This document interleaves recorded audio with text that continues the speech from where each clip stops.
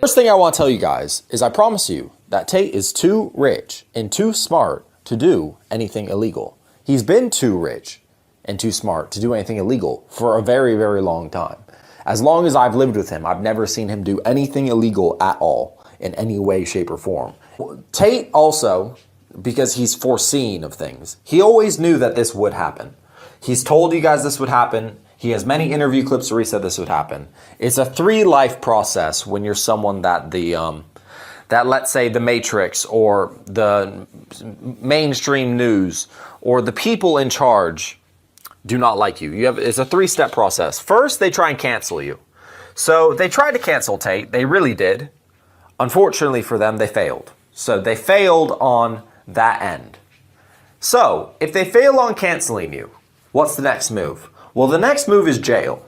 And by the way, you can see this playbook. They do this playbook with Julian Assange. They do it with credible people. It's what they do. First, they try and discredit you and cancel you, so no one listens to you. If people keep listening to you, then they have to try and discredit you further and try and put you in jail. That's the next move. And that's what the Matrix has done. The Matrix is now trying to put Andrew in jail. It's completely bogus charges, but unfortunately, Romania is, you guys can look this up, is known for corruption. And unfortunately, corruption also works to where if the mainstream and the Matrix wants you, they can find a corrupt judge to sign a bullshit paper to get your house raided. And that's really what it is. It's one judge signs one paper, and now your house gets raided, and then you get, and that's how it goes. That's just how it goes.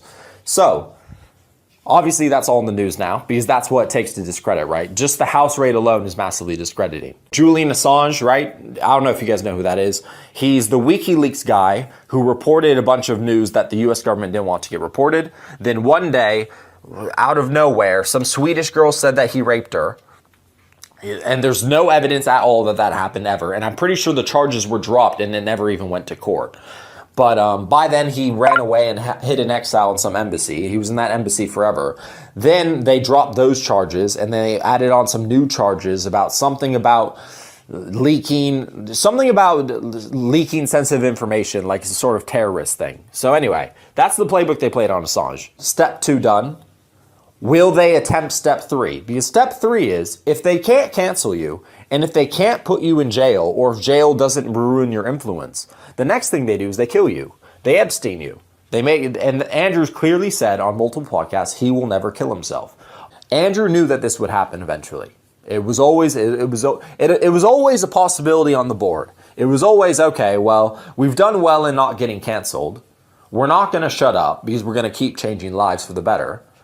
And okay, so that means step 2 is jail. And Andrew expressed in many podcasts that he knew that that was the case, and that's why he was worried. And obviously he was worried for a good reason, as we can see now. Because frankly, I'm extremely, extremely surprised this happened. I've been living with the guy forever, and I can tell you guys, it's not true in any way, shape, or form. It's complete, just literal nonsense. I actually can't believe it. It makes me really not trust the justice system at all.